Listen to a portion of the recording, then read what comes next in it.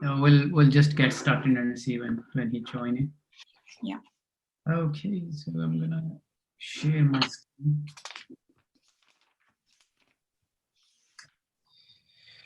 How did you find this chapter? Not too bad. It's all kind of familiar, right, from Fast AI. Yeah, exactly. I think it helps quite a lot when Jeremy explained all those concepts. Yeah. But they are one of the thing is, like, I realized he has covered everything, but sometimes he has covered very quickly. Mm-hmm. In a half a paragraph, he has transfer learning next, which we're going to do, but he has just a couple of paragraphs to be done. So Fast AI is total transfer learning. Anyway, so let's start with the gradient clipping, which is a technique we have been using for the vanishing and exploding gradients, just to control them. So we did the batch normalization, where for each batch we found the mean and the standard deviation and kept the value of a gradient between around mean of 0 and then standard deviation of 1. That was the idea on a batch normalization. Around here it says something similar. We do a clipping value. So in a sense, this is where he's saying, like, we keep, let's say we can keep between -1 to 1. That is just give the hard value that you want to keep between -1 to 1, which is a clipping value. That means any gradient which fall beyond these values will be clipped and then kept within this. However, it says note that this may change the orientation of the gradient vector. Yeah, and I know that too. Yeah, so the example he gave, like, let's say if we have the gradient of 0.9 and 100, and if you clip it to 1, it's going to become 0.9 and 1. So previously it was more towards 100, but now it's diagonal between the two. So that's what he's saying. And for that reason, he said you should do the L2 norm. So instead of, if you want to keep that angle same, so instead of clipping values, you should be doing a clip norm. And when you do the clip norm for a 0.9 and 100, which we had here, the values are going to be 0.008 and 0.99. So it's saying it will preserve its orientation. However, I have put just a question mark here. How? So I don't understand. I didn't understand how he reached from this value to this. What does? Yeah, I wasn't entirely sure, but I was trying to. Well, I didn't spend much time working it out, but I think. Okay. Okay. Let me. I don't know if this will work. So it's like. So let's say you're trying to find that long one, right? So you're. Okay, so your L2 norm is like 0.9 squared plus 100 squared. The square root up, is there a square root? Yeah. Yeah, there should be. Yeah, and that will, I don't know. So whatever value comes in, you will subtract that from this and this. Is that what? Not subtract. I think it should be some sort of division. So hold on, 0.9. Oh, jeez, wait. Sorry, I don't have a good calc. I have like my phone calculator. That's fine. I'm gonna look because I didn't spend the time myself. So this is the hint. So I'll look into how to calculate the L2 norm and then how it come up. But I think the gist of the whole thing is he was saying, like, you need to, if you want to preserve the orientation, then you do clip norm. And I'm assuming they probably do a clip norm rather than doing the clip value. Yeah, but I assume, right, it's just like my theory is that you just put like some constant in front of like 0.9 and 100, right?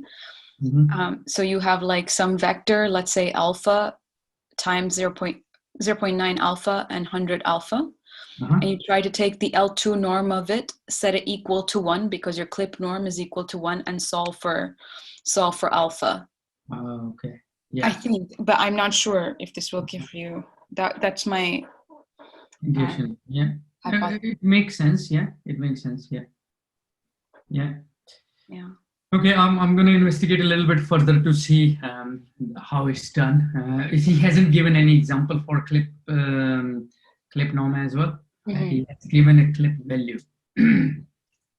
So I'm not sure. I think I heard Jeremy saying somewhere that you can do a clipping. I think he does somewhere clipping, but I'm not 100% sure. I think it was last year when and maybe one of the lectures he mentioned it. I think I do remember him saying it, but I don't remember where either. Yeah. Probably when he do this second session, where it will be more clear for us. Now we know conceptually what's going on.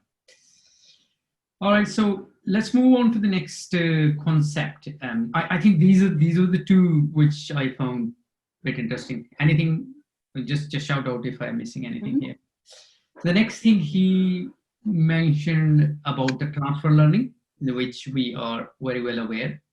So the idea of a transfer learning is saying you trained on anything, for example, ResNet, which is trained on 1,000 different items, and then you can take it and then use it for any image classification. That's the idea he's using. And the idea behind the same here is what he's saying, that if you have trained like a generic network, the first few layers, and this is an interesting concept. We talked about it last time as well with the Fergus and Zeiler paper, that the initial layers just look around edges and then I think circles. So it takes a general trend about the images rather than the finer detail, which can be same for which can be taken away for the second task or our domain specific task. We can reuse them.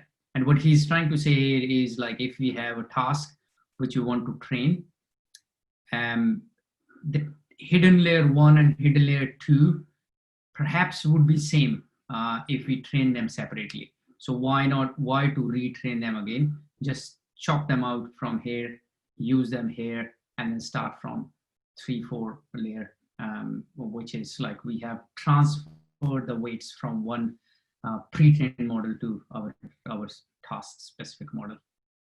So that's the whole idea which I understood from the reusing pre-trained learning or transfer learning.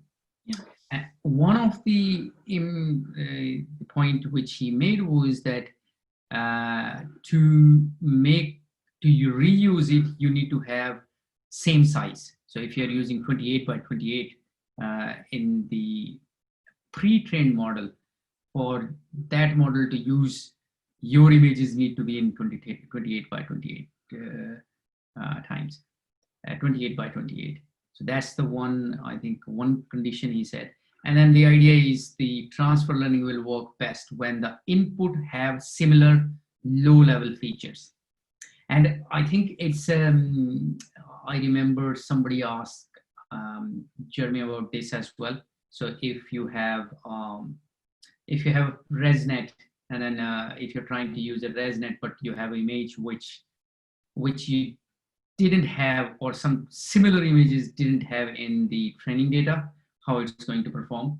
So sometimes he say it should work fine, but I heard him saying 1 or 2 times that it's good to have input those feature in the existing model.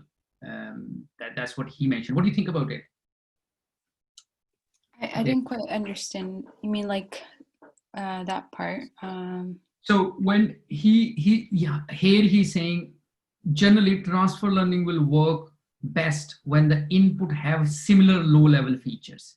So in a sense, the pre-trained model, when we take a pre-trained model and when we are reusing it, it's like it makes sense to use use in here if we have those images in here. For example, let's say we have the ResNet for 1,000 images which we trained. Can we use the same model for, let's say, for medical, like let's say genome system, which is entirely a different beast? Those images were not present when we trained this. Yeah, I guess, well, they're not, but I think, so low level features means like, so do you remember that picture that Jeremy always shows us with like, for like layer 1, this is what it learns in layer 1, and this is what it learns in layer 2, and layer 1 kind of looks like lines and edges, kind of like this. So right, those are low level features, right? So like, even if you have medical images, they will still have like color gradients or like lines or like random patterns. So like they are still, so I think even if on a pre-trained model that is trained on ImageNet, it will still be better than trying to train it, just because like there are some things in common with all images, right? It's not as different as like, let's say, training NLP task using, you know, like that's there you have no low level features that are the same. So I don't think you have to have like the same kind of images in your first task, but just that, yeah, you know, like they're both images. Yeah, I'm not sure how. Yeah, you're right. Medical images do look very different to other images. In a sense, I think here I heard him making both claims, like conflicting claims. So I think once he said that we can use transfer learning for anything or everything. So he was quite insisting on a transfer learning. However, this question was particularly put in a place that whatever we are, let's say if we have image classifier, do we have to have some same kind of images in our pre-trained model? What he mentioned is good to have. Yeah. It's easy. So yeah, I think if you had it, it would help. But if you didn't, so I guess if you didn't, then probably our accuracy will go bit down, or maybe. Yeah, but I don't think it would go like crazy down either, right? Because like, which one was the? Oh yeah, so they gave us an example, right? Well, it's kind of similar, to be honest, with the fashion MNIST, where they took out 2 of the classes and then they tried to train a second classifier, right? Like they do that later on. So like in the first model, they never looked at shirts or whatever it was.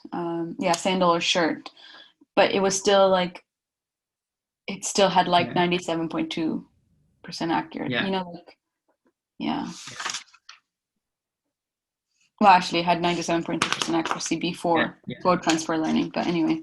Yeah, you're right. Yeah. So classes accept sandals and shirts. Yeah, but I mean, the example that you said is also, it's very different. Like fashion MNIST is still very similar to each other, as opposed to like medical imaging and then faces of people. Yeah, I don't know. Yeah, it's interesting, but I guess it's a common sense that if you have something similar, obviously you're gonna get better. If you have entirely different, so obviously it will take more time for you to train, and that's where it comes in. So in a sense, the next stage is when you start training it, and that's what he's saying. The top head, he calls it a head, which you can either just get rid of this, replace with new, or maybe just open it and then retrain it, so on and so forth. So that's these are the different method he's saying, and he's saying like the lower level, the layers, just keep them freezing. So that's what he's saying, and then that's what we understand. So idea is that we'll have the lower level borrowed layers freeze, top level based on our data. I think he explained if you have more data or like different data, then you can either you can replace it, you can add more hidden layers, or you can like retrain this layer based on your input, and so forth. So that's the basic idea. And once And then I think you have to have, first you're going to have high learning rate once you're training this layer. And then when you unfreeze them, and then once you have trained them, that means your learning rate has stabilized. And then this hidden layer has learned about input, something about new input. These two are frozen. And then what we can do is we can unfreeze them with the low learning rate. Now we can train the whole model, where it's going to tweak the existing weights. And that's the whole idea of it. Different way of doing it. I saw in a fast AI, I think he has put them into a groups where he unfreeze them bit by bit in a group. Sometimes I think for image classification, he unfreeze all of them. For an NLP, he has stacked the layers where he unfreeze 2 at a time or 1 at a time, so on and so forth. So I think it depends upon a task you're doing. Does it make sense? Yeah, so far so good. Yeah. Okay. So that's what the transfer learning is. He says it's also useful to reduce the learning rate, obviously. So this is the example. He has done that example that we have this fashion feminist, where we have 8 classes other than sandals and shirts. And now we're going to take that model and we're going to train the classifier to find out whether the new input data is a shirt or a sandal. So how we're going to do is we're going to take the model. Let's say this was the pre-trained model. We load that model into a new model A variable, and then we take all the layers except the last one, -1, and then we add our own layer. So the last layer is replaced with this new layer, and then with the activation function sigmoid, because we are doing the classifier here. And one of the important point he made here is that when we load a model, it's basically just making another kind of like a pointer to a same model. So when we retrain it, it's going to train the exact model. So if we don't want to touch this model, we need to take a copy of this model. And then the copy we take is we just clone that model into new variable. And then interestingly, when you clone a model, it doesn't bring in the weights. So you have to grab the weights and put it into a clone model. So I'm not sure what else is gone into this variable model _a.clone when we cloned it, other than the weights. So I thought it's more about maybe architecture. I'm not sure. So no, we will get the weights as. Oh, I see what you mean. Yeah. Okay. Definitely architecture, I guess then. So architecture goes in, weights don't. What else? The hyperparameters. Is the weights are the hyperparameters? No. No, the weights are the parameters. It's parameters. So maybe hyperparameters and the architecture goes in when you clone in. And then I guess so. Weights, then it's. So there are 3 things: architecture, parameters, and hyperparameters. Am I missing anything? I think that's good. Yeah. Okay. So we cloned it here, and then this is. Might also like take in like input and output shape and stuff like this, you know. Second? It might also like take in, because he said that before. Where is? Let me try and find it. Because he says like if your input, if the input pictures of your new task don't have the same size as the one used in the original task, you will usually have to add a pre-processing step to resize. So I guess like it will also, so when you do clone model, it will also like take in the input of your data set, the input size of your data set. Yeah. But maybe that's part of architecture. Yeah. Correct. Yeah. Those shapes. So yeah, absolutely. Yeah. So in each, so not each, I think the first layer where we define what the shape of the input is going to be. Yeah. So that's what I mean. Yeah. Okay. Now moving on. So what he's doing is he's saying like simply when we say we're gonna freeze these layers which you are borrowing from the previous model, simply you just go through a loop and they say layer dot trainable is equal to false all the way up to the last. And then now we have a new loss binary cross entropy. We're going to use optimizer SGD, and the metric is accuracy. And okay, you must always compile your model after you freeze on unfreeze layer. So I have here why. Do you have any idea why he's saying you must?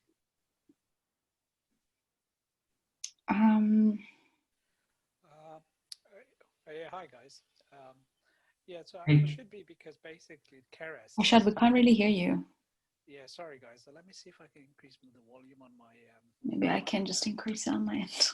It's on Arsha's side. I can hear you properly, Mary.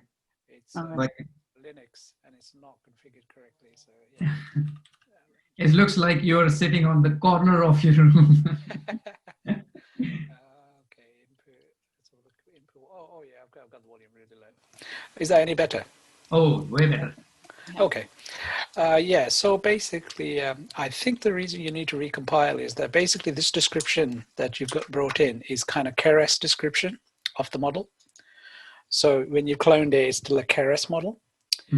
But eventually it needs to compile down to CUDA or CPU kernels to actually run it. So it's a bit so it's a bit like source code and compiled code is how a lot of these models run. So the source code is sort of like your Keras model, and then when you compile it, it becomes proper binary if you've got CUDA, and kind of pseudo binary if you're using a CPU. And I think that's why you need to compile it. Okay, so it gets converted into executable code as Yeah. Yeah. Okay. Then okay. Let me.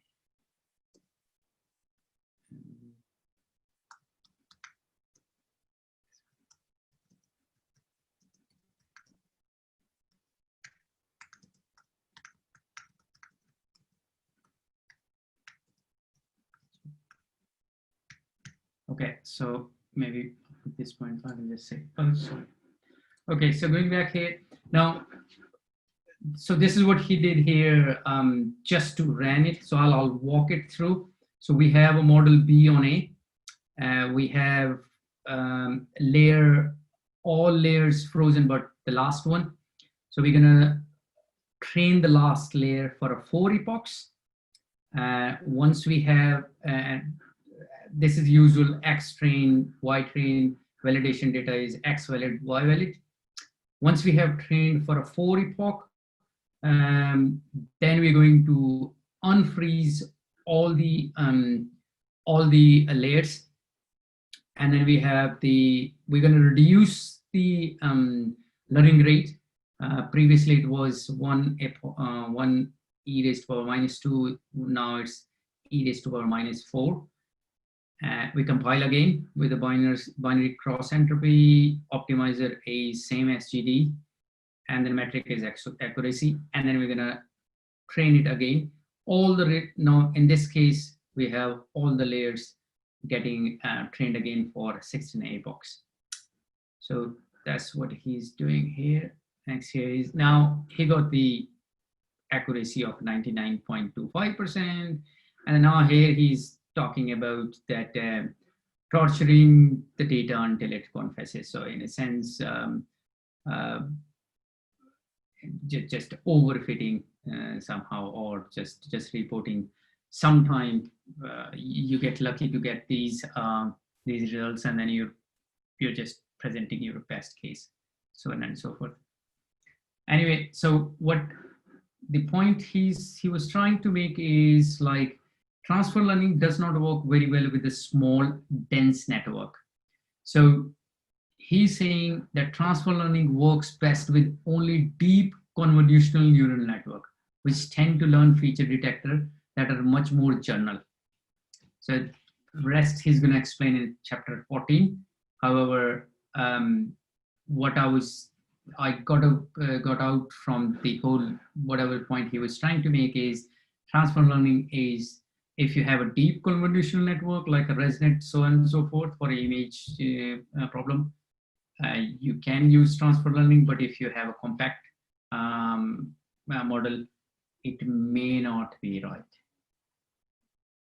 Make sense? Any point you want to make? Yeah, that's fair enough. Did they mention, I haven't read this chapter, did they mention this problem of catastrophic forgetting?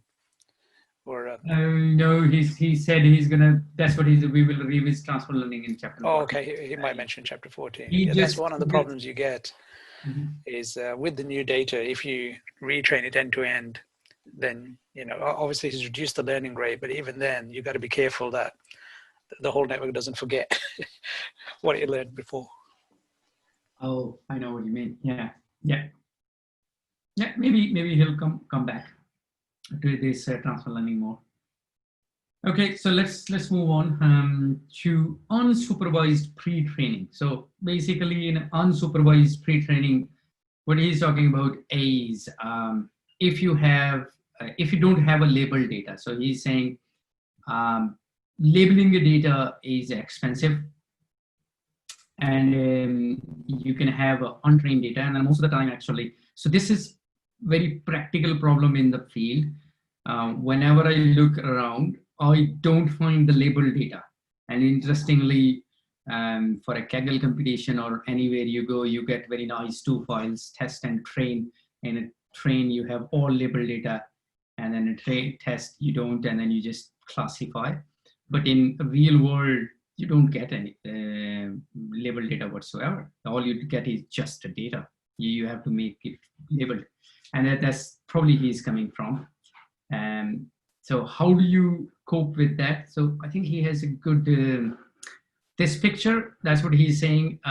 What you could do is, he says, if you have unlabeled data, and this is what they used to do up to 2006.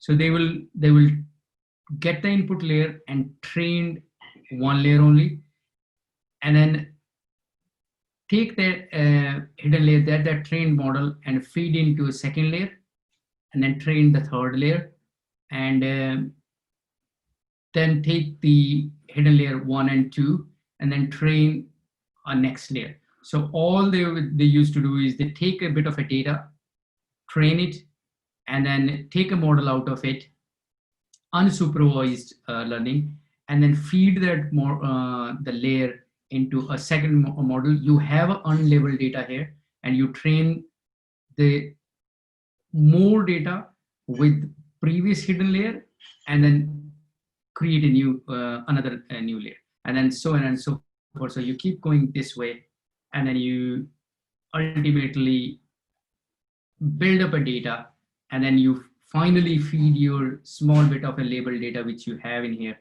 and then you get the desired result. So that's the concept of unsupervised pre-training model. They used to have something called RBM, which is Boltzmann machine, but now they are using autoencoder or a generative adversarial network. So I haven't done any of them. I don't have any clue how they work. Anybody, do you have, Arshad or Moya, do you have any idea how they work? I know about autoencoders. So basically, with an autoencoder, what you're trying to do is give it input and give it a small network, and so it's a bit like a you've got like a bit like transformers. You've got an encoder section and a decoder section, and essentially you can think of it a bit like compression. So the idea is, let's say you give it an image into the encoder, that then generates a small representation at the end. This is unsupervised, say, and then the decoder decodes that small representation, and then the idea is that you compare it back to the original input, and so it's at both ends of the network. You've got the original image, and then the idea is that you train this network. So that in some sense, the hidden layer in the middle is kind of encoding all the information about the image, in that, and then you can throw away the decoder and keep the first bit, is what they're kind of suggesting, which is kind of like compressing the whatever the information you had into that layer. So that's what autoencoders do. They're a bit like compression, basically. Okay, and that's what they are saying. When they train the input layer, they have this encoder and then training this hidden layer one, basically. So they're coming out hidden layer one with the help of autoencoder decoder, and then we'll take that hidden layer to again feed the new input, and then use that hidden layer one and then train the second layer. Is that correct? Yeah. So they seem to be saying that the hidden layers kind of build up a representation of your input. Yeah. They don't know what you want to do with it eventually, but they're compressing it down into its kind of as simple. Well, I mean, I'm probably not using the right term, but yeah. So some sort of a representation internally is what the hidden layers are doing. So it may be that it's doing a bit like what ResNet does. It might be finding, for instance, diagonals or parts of the image. And the idea is that that's what you're using to compress it with, is all those features in the original image. And then those are interesting things to have when you want to actually use it for some specific task. Yeah. Okay, so that's what he's talking about here. Like, as I said, it used to be RBM, restricted Boltzmann machines, but nowadays they're using autoencoder or generative adversarial network. We're going to see them in chapter 17. The other thing which he was saying is the other way of doing it is through the pre-trained on an auxiliary task. What does it mean is that you first train your neural network on an auxiliary task for which you can easily obtain or generate a labeled training data. So if you, in a sense, this is same like we did in a ResNet, that you just train your model on a data which you have the labels, you train on it, you get few hidden layers. Once you have that, then you can feed into next, then you can feed in, then you can really use it. And then I think language models in a natural language, NLP language models is one of the way they have, he has given example. Here he has given example of, I think, not the RNN, but the transformer, where what dash you're saying. So your language model will find out what this hidden value is. Obviously it's R or whatever. So your model has learned, and then how you trained your model is you have downloaded your corpus from Wikipedia, Newsnet, so on and so forth, and you trained your model on it, and that's your general model. And now you can use this model for your specific task, and that's what he is saying, pre-training on your auxiliary task. So that's the example he's giving. Yeah, I mean, a lot of modern NLP is basically using that technique, which is things like BERT. You know, that was trained on next sentence prediction, but eventually we use it for sentiment classification, summarization, all sorts of things, because the output from BERT is sufficiently interesting that it can actually do these auxiliary tasks quite well. Yeah. Correct. Yeah. Okay, so we have 5 minutes left. Let's get into this momentum optimization. So faster optimizers. Look, so far we have been doing few bits. I just highlighted good initialization strategy, and I'm not sure on there was a initialization strategy. Have we done the I forgot the name of the paper. It's not a random initialization. There are a couple of papers on initialization. Anyway, so this is very important, that how we initialize our weights. In the past, it used to be 0, but then now we have the strategy to initialize the weights. We have worked on good activation functions. So what function is best? ReLU, CeLU, sigmoid, 10H, so on and so forth. And then afterwards, we worked on the batch normalization again, just to keep control of your gradients when you're training how to tackle the problem of vanishing or exploding gradients through a batch normalization. And we use the transfer learning. So these are the bits and pieces. So now to speed up our training, we're moving into faster optimizers. So the first comes is the momentum optimization. So the idea of a momentum optimization is that to fasten the training.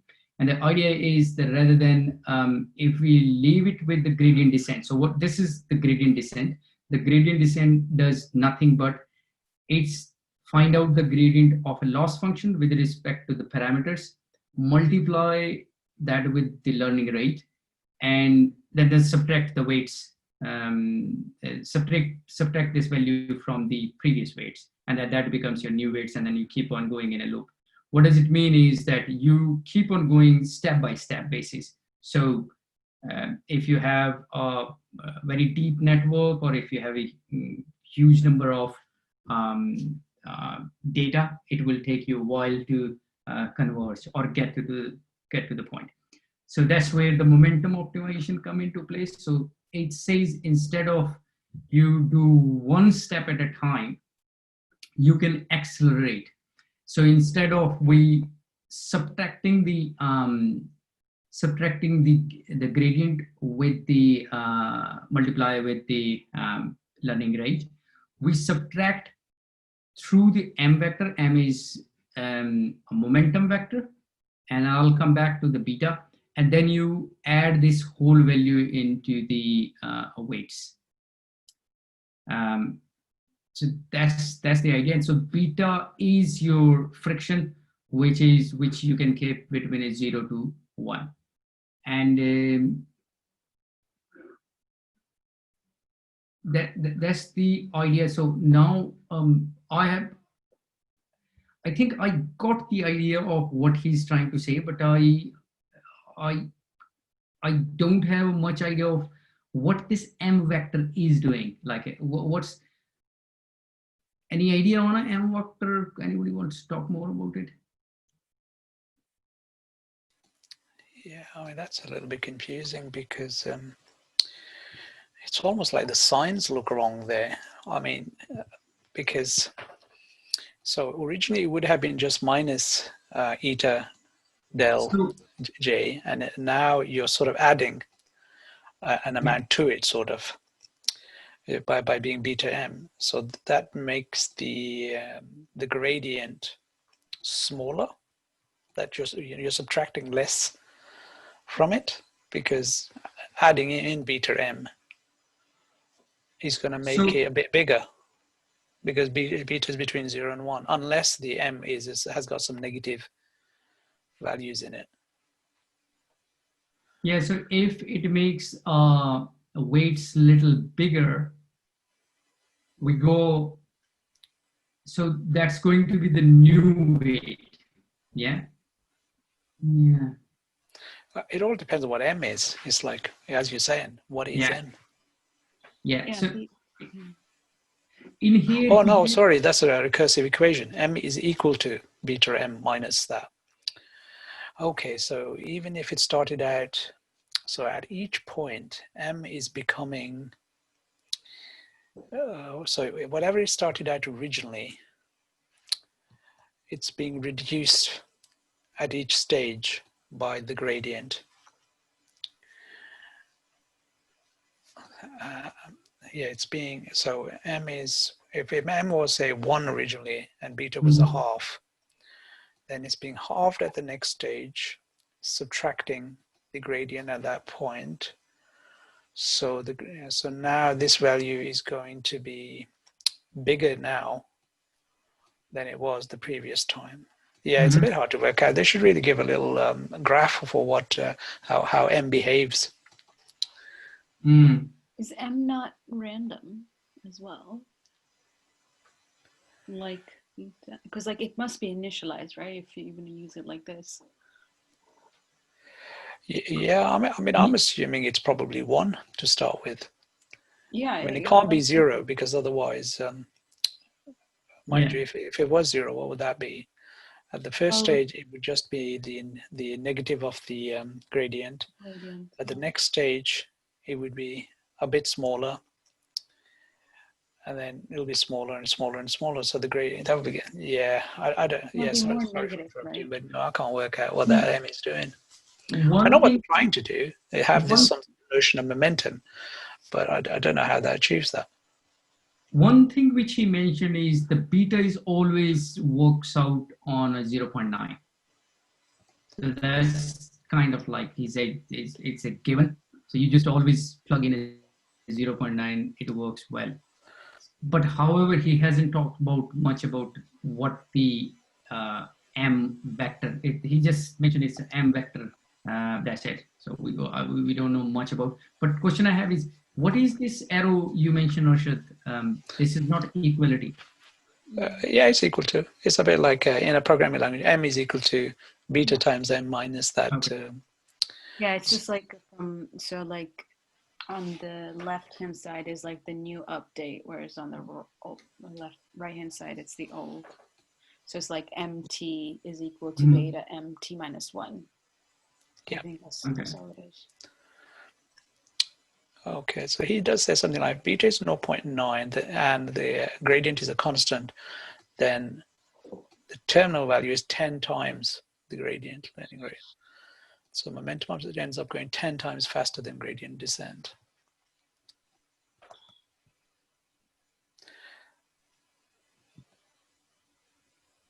So Yeah, I don't get what that I terminal remember, velocity means.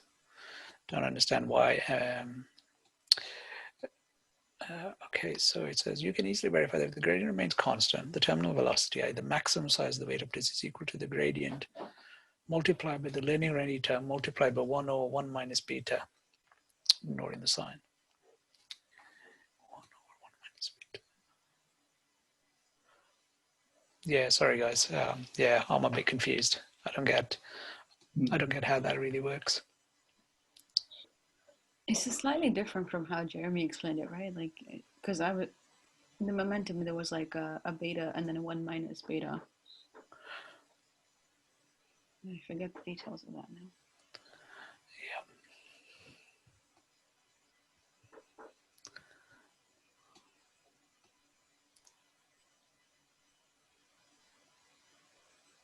it's probably okay. I'll just put the question mark here. Maybe I think we have a few bits to look into. So we probably look into this and then probably maybe put on the Slack. Yeah, maybe the US guys will have a good discussion about it because it is confusing. Yeah, I'm going to put this question and what is M and how it's get calculated. So let's put this question. I think guys will probably somebody will respond.